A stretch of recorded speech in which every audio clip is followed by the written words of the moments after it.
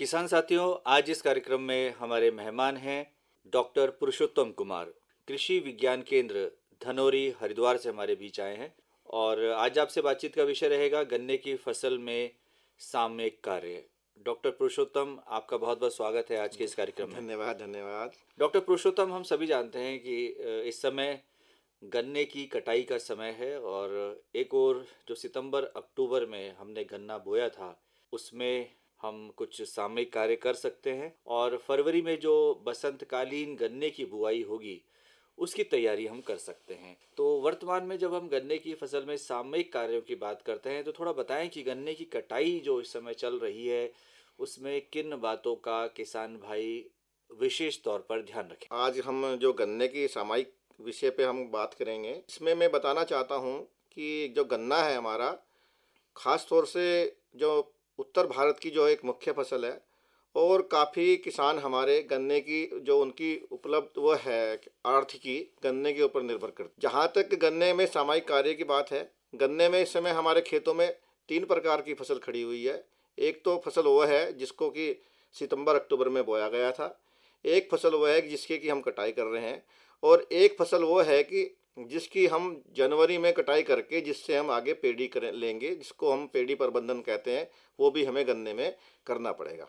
इसके अलावा अगर हम बात करें, जैसे अभी आपने बात की कि बसंतकालीन गन्ने की जो बुआई है उसका भी हम कैसे हम उसकी तैयारी करेंगे, किस प्रकार से हम अच्छा आगे उसकी पैदावार लें, ये भी हमें गन्ने की सामयिक कार्यों में आता है। ख़ास तौर से अगर गन्ने की हम कटाई की बात करें, जब गन्ने की कटाई करता है किसान भाई, तो ये ज़रूर ध्यान रखे ख़ास तौर से उस फसल की जिससे उसने आगे पेड़ी लेनी है।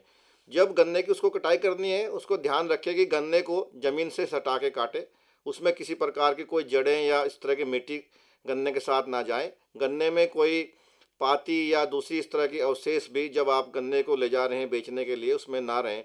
और जब गन्ना काटते समय यह भी ध्यान रखें कि इसमें अगलों का ज़्यादा भाग जो है गन्ने में नहीं रहे, नहीं तो जो आप उससे गुड़ या चीनी जो उसमें बनाते हैं उसकी जो क्वालिटी पे उसका विपरीत प्रभाव पड़ता है। कुछ बातें ये हैं जिसको किसान भाइयों को गन्ने की कटाई में विशेष रूप से ध्यान देने की है। जी, सितंबर अक्टूबर में जो गन्ना हमने बोया था उसमें हम कहें तो ये सुप्त काल है, डोरमेंट पीरियड है, इसमें बहुत ज़्यादा करने की आवश्यकता नहीं होती। फिर भी इस समय पानी की जो देखभाल है वो करना बहुत ज़रूरी है, तो सिंचाई के बारे में क्या कहेंगे?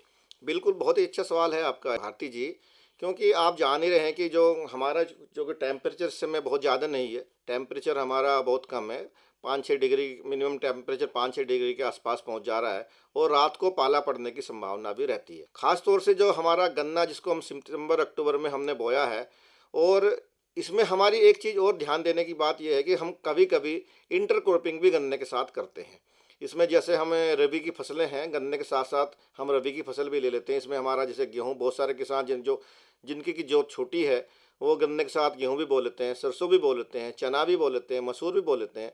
या दूसरी जैसे सर्दियों की जो सब्जी होती हैं, जैसे हमारी पत्ता गोभी है, फूल गोभी है, कभी कभी किसान भाई इंटरक्रॉपिंग में उनको भी बो लेता है।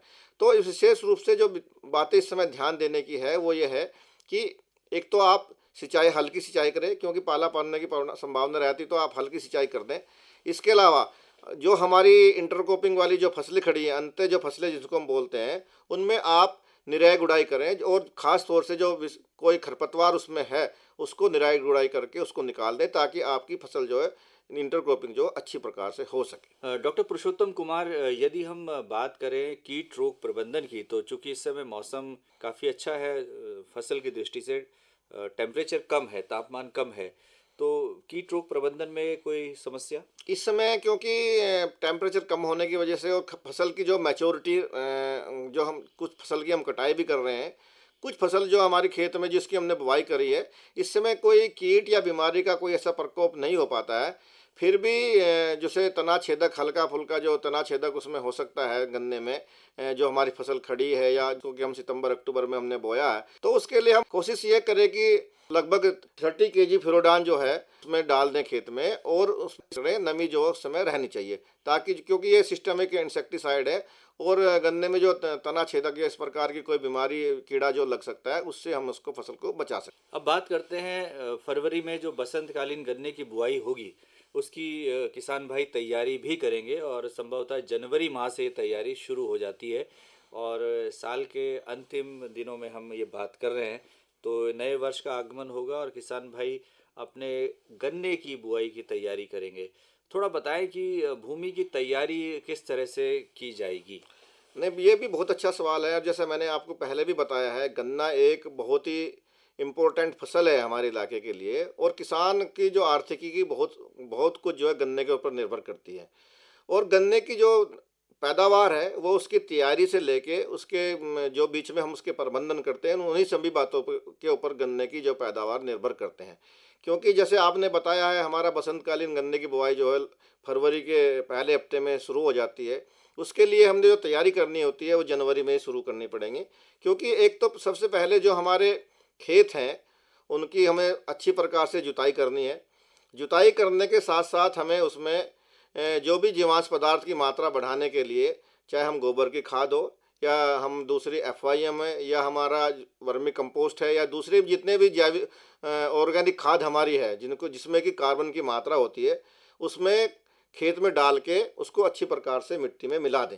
और मिट्टी में मिलाने से ये ध्यान रखें कि जब आप खेत में मिला रहे हैं खाद को, उसमें कुछ भाई किसान भाई ऐसा करते हैं कि जैसे हमने खेत की तैयारी कर रहे हैं कि गोबर की खाद जैसे FIM है उसको लाके खेत में डाल देते हैं, और काफ़ी दिनों तक जो है वो हमारे ढेर जो है खेत में ही पड़े रहते हैं, उनको मिट्टी में मिलाते नहीं है। उससे क्या होता है कि जो नाइट्रोजन उसके अंदर होती है, जो हमारे तत्व उसके अंदर होते हैं, वो बहुत सारे तत्व जो धूप से या उससे नष्ट हो जाते हैं। तो मैं किसान भाइयों को यही जरूर सलाह ये जो दूंगा कि कम से कम अपने खेत की तैयारी करते समय जब भी आप उसमें FIM या गोबर की खाद डाल रहे हैं, उसको तुरंत डाल करके तुरंत मिट्टी में उसको मिला दें। इसके लिए कम से कम भी लगभग 20-25 टन 1 हेक्टर के लिए कम से कम FIM की हमें आवश्यकता होती है। इसके बाद जब आपने खेत को में अपनी मिट्टी को जुताई करने के बाद उसमें खाद मिला दिया, एक हल्का पलेवा जरूर कर दें। हल्का पलेवा जरूर इसलिए करना जरूरी है क्योंकि बहुत सारे वीड जो आप जब उसमें पानी देते हैं, बहुत सारे वीड जो खरपतवार हैं वो जम जाते हैं, और जब हम खेत की जुताई फाइनली करते हैं उस समय जो है उनको हम नष्ट कर सकते हैं। तो आने वाली फसल में जो खरपतवार की जो समस्या है वो कम होगी। जी, अब बात करते हैं बीज की तैयारी की। बीज में आपने बहुत ही अच्छा सवाल है, क्योंकि बीज भी बहुत ही एक अच्छा कारक है। और जब आप बीज किसी फसल की बुआई करते हैं तो बहुत कुछ हद तक जो फसल की पैदावार बीज के ऊपर ही निर्भर करती है। क्योंकि गन्ना एक ऐसी फसल है जो हमें 2 साल तक पैदावार देता है। एक बार तो आपका पौधा होता है जिसको हम बावक बोलते हैं, और एक बार जो आप जो फसल काटने के बाद जो आपकी फसल तैयार होती है जिसको हम पेडी बोलते हैं, एक बार तब मिलता है। इसलिए ज़रूरी है कि आप बीज की तैयारी भी ठीक प्रकार से करें और खेत की तैयारी भी ठीक प्रकार से करें। सबसे पहले बात आती है बीज। बीज आप जो है जब आप किसी बीज की बात करते हैं तो बीज कम से कम ऐसा होना चाहिए उसमें किसी प्रकार की बीमारी या कीड़े का प्रकोप ना हो। अगर आप ऐसे खेत से बीज लेते हैं जहाँ जिसमें कि पहले से बीमारियां या कीड़े हों, तो निश्चित रूप से आपकी फसल में भी वो बीमारी जरूर लगेंगी।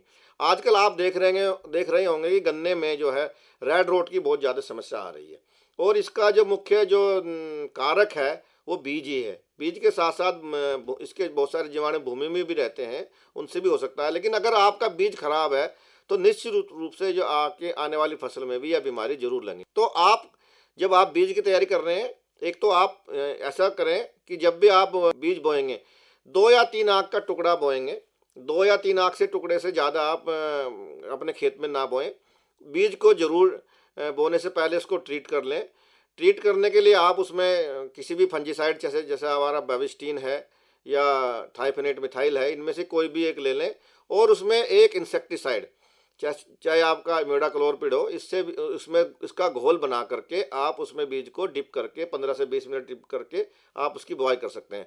जब आप बीज का ट्रीटमेंट कर रहे हैं तो आप उसमें 100 लीटर पानी में कम से कम 1 किलो यूरिया जरूर डालें। क्योंकि ये बहुत ज़रूरी है। बहुत सारे किसान भाई इस चीज़ से को जानते भी हैं लेकिन वो करते नहीं है इसको, क्योंकि ये बहुत ही ज़रूरी एक चीज़ ऐसे है। क्योंकि आपने हमेशा देखा होगा जब गन्ने की बुवाई करते हैं आप, तो आपका जो ऊपर का हिस्सा गन्ने का आता है वो तुरंत जम जाता है, और जो नीचे का हिस्सा है उसको जमने में समय लग जाता है। कभी कभी वो आपके ऊपर वाले हिस्से के मुकाबले 10-12 दिन बाद में जमता है। इसका मुख्य कारण ये होता है कि जो ऊपर वाला जो पोर्शन होता है गन्ने का, उसमें ग्लूकोज की मात्रा ज़्यादा होती है और वो तुरंत जम जाता है। और नीचे की मात्रा जो है उसमें सुक्रोज होती है, और सुक्रोज पहले ग्लूकोज में कन्वर्ट होता है, उसके बाद उसका जमा होता है। लेकिन अगर आप उसमें यूरिया में जब आप ट्रीटमेंट दे रहे हैं और यूरिया आपने उसमें डाल रखा है, तो एक तो जो सुक्रोज की मात्रा है वो कम हो जाएगी, उसमें ग्लूकोज की मात्रा हो जाएगी, थोड़ा सॉफ्ट भी हो जाएगा गन्ना, और उसका जो जर्मिनेशन है वो लगभग समान रूप से ज़्यादा जर्मिनेशन आपका गन्ने का होता है। इससे ये बहुत अच्छा फायदा होता है। जी, आपने बीजोपचार की बात की। अब बात करते हैं पेड़ी प्रबंधन की। ये क्या है डॉक्टर पुरुषोत्तम कुमार, और इसका क्या औचित्य है और क्या इसका उपयोग है? आपका ये सवाल बहुत अच्छा है, क्योंकि जैसे मैंने अभी पहले भी बताया है, गन्ने की हम एक फसल को बोने के बाद 2 बार हम फसल काटते हैं। एक बार तो हम गन्ने की पौधे से लेते हैं, और एक बार जब हम पौधा काट लेते हैं उसके बाद जो हमारी अगले साल हम जो फसल काटते हैं, बावक को काटने के बाद जो दूसरी फसल जिसको हम बोरू भी बोलते हैं, जो दूसरी फसल हम लेते हैं उसको हम पेड़ी बोलते हैं। लेकिन पेड़ी का प्रबंधन होना बहुत ज़रूरी है। ख़ास तौर से किसान भाई जो जनवरी में जो बावक की फसल काटते हैं, क्योंकि जनवरी के महीने में पाला पड़ने की संभावना रहती है। ऐसे में क्योंकि तो उसका जो जर्मिनेशन है, जो उसका जो फुटाव है, उस पर विपरीत प्रभाव पड़ता है। तो उस स्थिति में किसान भाइयों को ये काम करना चाहिए, एक तो जो उसमें जो ठूंठ हैं उनको, जो आप जो पहली पुरानी जो फसल काट रहे हैं उसको ज़मीन से सटा के काटें, और अगर बाय द वे किसी कारणवश उसमें ठूंठ रह जाते हैं, उसका गंडासे या दूसरे इस प्रकार से उसको ठूंठ को काट दें ज़मीन से सटा करके। इसके अलावा आपने जो मिट्टी उसमें पहले चढ़ाई हुई है उसको मिट्टी को हटा दें, ताकि उसमें अच्छी प्रकार से फुटाव हो सकता है। इसके लिए ये भी ज़रूरी है कि आप किसी फंजीसाइड, जैसे आपका बेविस्टिन है, 1 लीटर पानी में 1 ग्राम बेविस्टिन डाल के उन फूटों के आप ऊपर आप स्प्रे करते हैं, ताकि ये जो फूट है उनमें किसी प्रकार की फंगस ग्रोथ ना हो और अच्छा आपका फुटाव हो। इसके अलावा किसान भाई जो जनवरी में काट लेते हैं पौधा, और जनवरी में खास तौर से जो 15 जनवरी के बाद किसान काटेंगे, और उसमें आप एक जो रसायन आता है उसका नाम है इथरल, ये एक हार्मोन है, इसका भी स्प्रे अगर हम करेंगे, खास तौर से 30 ml जो हम आपका इथरल है, 160 लीटर पानी में घोल करके अगर आप 1 एकड़ में इसका स्प्रे कर देंगे, तो निश्चित रूप से आपका जो फुटाव है वो अच्छा होगा। और इसके अलावा एक भाई किसान भाई ये भी कर सकते हैं, एक आता है रेटून मैनेजर। अगर किसी किसान के पास अच्छा इम्प्लीमेंट्स है, रेटून मैनेजर भी आता है, वो क्या करता है कि वो ठुंड की सफाई भी साथ साथ करता है, और जब आप उसको 2 कोड़ों के बीच में उसको चलाते हैं, ठुंड की सफाई करता है, साथ साथ में जो एक्स्ट्रा मिट्टी आपने जो मिट्टी चढ़ाई है उसको भी हटा देता है। और इस तरफ जो पुरानी जड़ें हैं, जो गन्ने में पुरानी जड़ें हैं, उनको भी काट करके और छटाई करके आपको उससे एक प्रकार से जैसे हम शेविंग बोलते हैं, गन्ने की जो शेविंग वो टाइप वो कर देता है, और उससे जब जो फुटाव होता है बहुत अच्छा होता है। इसके लिए किसान भाई ये भी कर सकते हैं, जब आपने गन्ना काटा है, जो गन्ने की जो पाती है जिसको हम पत्ती बोलते हैं, उसको भी उसके ऊपर बिछा दें। इससे एक तो आपका जो वीड कंट्रोल हो जाएगा, वीड कंट्रोल के साथ साथ जो भी आपका मतलब नमी है वो बनी रहेगी, और पाले का असर भी उसके फुटाव पे कम होगा। तो बहुत ज़रूरी है ये चीज़ें हैं, अगर किसान भाई इनको करेगा तो निश्चित रूप से उसकी जो पैडी की जो पैदावार है वो भी होगी। मैं किसान भाइयों को एक चीज़ और भी बताना चाहता हूँ, जब भी आप खाद का प्रयोग आप करें, चाहे पेडी में करें या आप खेत की तैयारी होने से पहले, एक तो आप मृदा परीक्षण जरूर कराएं। मृदा परीक्षण के आधार पर आप खादों का प्रयोग करें, लेकिन खादों के साथ साथ गन्ने में सल्फर और माइक्रो न्यूट्रिएंट का प्रयोग भी जरूरी करें। अगर आपने मृदा परीक्षण नहीं कराया है तो कम से कम भी 25 किलो सल्फर और 25 किलो माइक्रो न्यूट्रिएंट प्रति हेक्टेयर की दर से आप जरूर किसान भाई इससे दें, ताकि जो है अच्छी फसल आप उससे ले सकें। तो डॉक्टर पुरुषोत्तम कुमार, आज आपने गन्ने की फसल में सामयिक कार्य विषय पर बहुत ही अच्छी जानकारी हमारे किसान साथियों को दी। निश्चित तौर पर कटाई में जो सावधानी की बात आपने कही है उस पर वो गौर करेंगे, और सितंबर अक्टूबर में जो गन्ना बोया गया था उसमें जो सामयिक कार्य है, खास तौर से सिंचाई के बारे में जो आपने बात कही, और फरवरी में जो बसंतकालीन गन्ने की बुआई होनी है उसकी तैयारी हम कैसे करें, इन पर ये जानकारी बहुत ही लाभदायक सिद्ध होगी हमारे किसान साथियों के लिए, ऐसी हमारी उम्मीद है। आप स्टूडियोज में आए, आपने हमें इतना समय दिया, आपका स्टूडियो आगमन पर बहुत बहुत आभार, धन्यवाद। धन्यवाद भारती जी, आपको भी नए साल की बहुत बहुत बधाई।